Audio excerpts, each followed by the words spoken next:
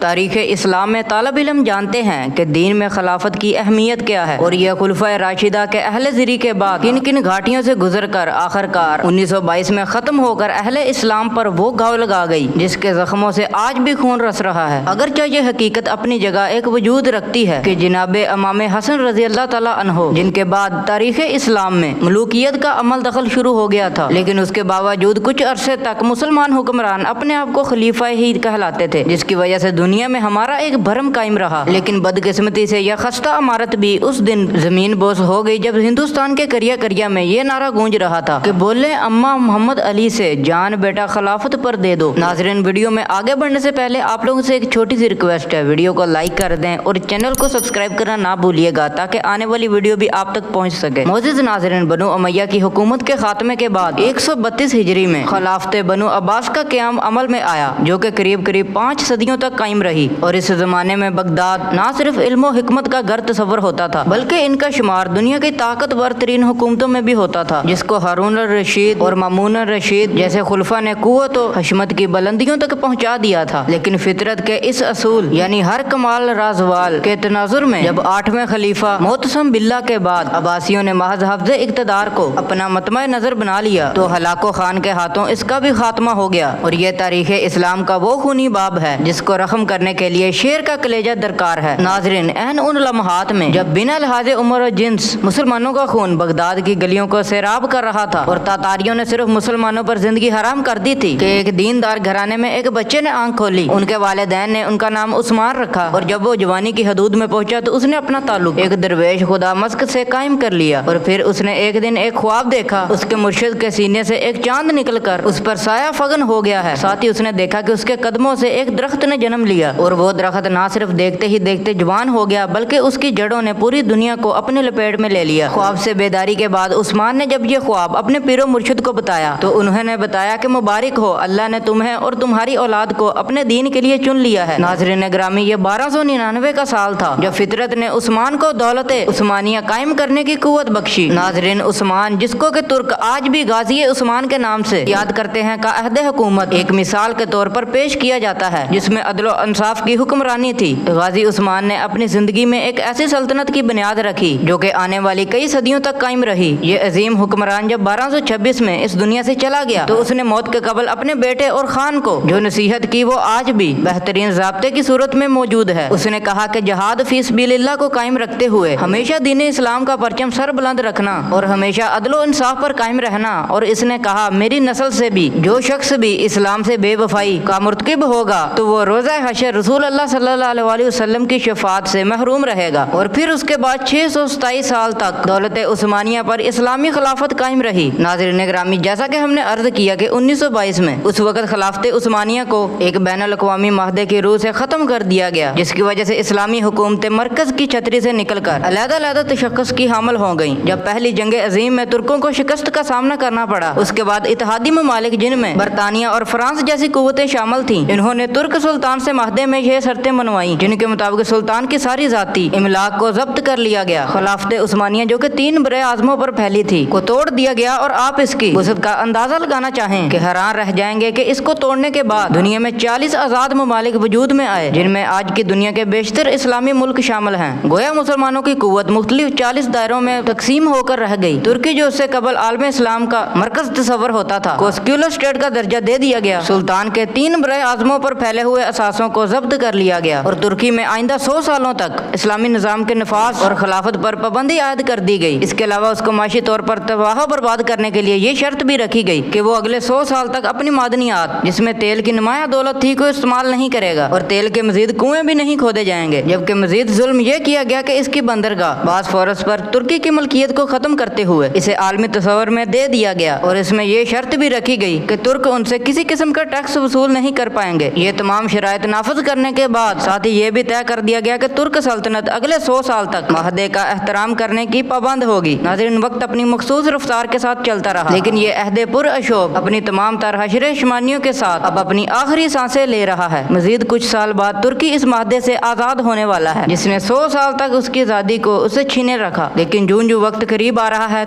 اسلام مخالف قوتوں کی راتوں کی نیند میں خلل پیدا ہو رہی ہے کہ اس معاہدے کے بعد اس دنیا میں ایک نئے دور کا آغاز ہونے والا ہے जिसकी ताकतवर शहादतें तुर्की की मौजूदा क़यादत जो कि मर्द और तैयब उर्दगान का कोलो अमल दे रहा है। हर चंद के गुज़श्ता एक सदी में तुर्क को इस्लाम से पीछे रखने की हर मुमकिन कोशिश की गई, लेकिन इसके बावजूद हालात गवाही दे रहे हैं। वो चिंगारी जिसको अग्यारी ने अपनी मक्कारी से मजीद बढ़ाने की कोशिश की, वो एक बार फिर शोला बनने के लिए तैयार है। अगर तैयब अर्दगान की सोच पर जरा भी अमल किया जाए, ये बात खुलकर सामने आती है कि बर्मा का मामला हो या कश्मीर का मसला, सबसे पहले मुसलमानों के हक में जो आवाज बुलंद होती है वो तैयब अर्दगान का नारा मुस्ताना होता है। हाल ही में जब अमेरिकन ट्रंप ने पाकिस्तान के खिलाफ मुंह खोला, उसकी मजम्मत भी सबसे पहले तुर्की ही की सरजमीन से की गई। और जब ये मायदा अपनी मौत मर जाएगा तो फिर हालात क्या रुख अख्तियार करेंगे, इसका अंदाजा लगाना कोई ज्यादा मुश्किल काम नहीं। तैयब अर्दगान का ये बयान कि 2023 के बाद तुर्की पहले जैसा बीमार मुल्क नहीं रहेगा, बल्कि वो आलमी सियासत में एक सेहतमंद किरदार अदा करेगा, इस बात का खमाज है कि आने वाले वक्तों के लिए खुद को तैयार कर चुका है। नाज़रीन, अगर हम तारीख के आईने में देखने की जिजारत करें तो ये बात खुलकर सामने आती है कि तागूत की हमेशा यही कोशिश रही कि इस्लाम दुनिया के किसी भी खित्ते में अपनी असल शक्ल के साथ नाफिज ना हो सके, और अगर माजी में भी ऐसी कोशिश की भी गई तो इसकी मुखालफत में तमाम अबलीसी कुव्वतें मुत्तहिद हो गईं, जिसकी ताज़ा तरीन मिसाल मौला उमर के अफगानिस्तान में इस्लाम के नफाज की कोशिश थी, जो तागूत के लिए डरावना ख्वाब था, जिस पर हमने देखा कि दुनिया की तमाम कुव्वतें इस पसमानदा तरीन मुल्क के खिलाफ सफारा हो गईं, और ना ही वो ताकतें जिसके बारे में अल्लाह ताला का अरशाद है कि ये कभी तुम्हारी दोस्त नहीं हो सकती, बल्कि ये आपस में ही दोस्त हैं। ये गवारा करती हैं कि मिल्लत इस्लामिया कब एक मरकज तले जमा हो सके। यही वजह है कि उन्होंने इस्लाम की खिलाफत को खत्म करके अपने ताई एक बहुत बड़ा मार्का सर कर लिया था, और इस खुशफहमी में मुब्तला थी कि शायद एक सदी की गर्ज थले दबे ये तुर्क मुसलमान दोबारा अपनी फितरत की तरफ बराजियत अख्तियार नहीं कर सकेंगे। लेकिन वक्त के तेवर बता रहे हैं कि अब इनका ये ख्वाब पूरा नहीं हो सकेगा, और एक दफा फिर दुनिया में खिलाफत की बुनियाद रखी जाएगी, क्योंकि हुजूर करीम सल्लल्लाहु अलैहि वसल्लम की हदीस के मुताबिक क़यामत से कबल खिलाफत कायम होकर रहेगी। नाज़रीन, खिलाफत उस्मानिया की सरजमीन पर तैयब अर्दगान जैसी शख्सियत की मौजूदगी इस बात की दलालत कर रही है। आने वाला वक्त शायद इस उम्मत को एक झंडे तले जमा करने के लिए अपनी चाल चल चुका है। हमारी दुआ है कि खुदा वो वक्त जल्द लाए कि उम्मत के इन ज़रखेज़ मुकद्दर दिमागों के अंदर वो एहसास ज़िया जन्म ले सके जो कि इत्तेहाद उम्मत के रास्तों का नकीब बन सके। आमीन। नाज़रीन, उम्मीद करता हूँ कि आज की हमारी वीडियो आप लोगों को अच्छी लगी होगी। वीडियो को लाइक कर दें, चैनल को सब्सक्राइब करके बेल आइकन प्रेस लाजमी से करना, ताकि मज़ीद इन्फॉर्मेशन आप तक पहुँचती रहे। अल्लाह हाफिज़।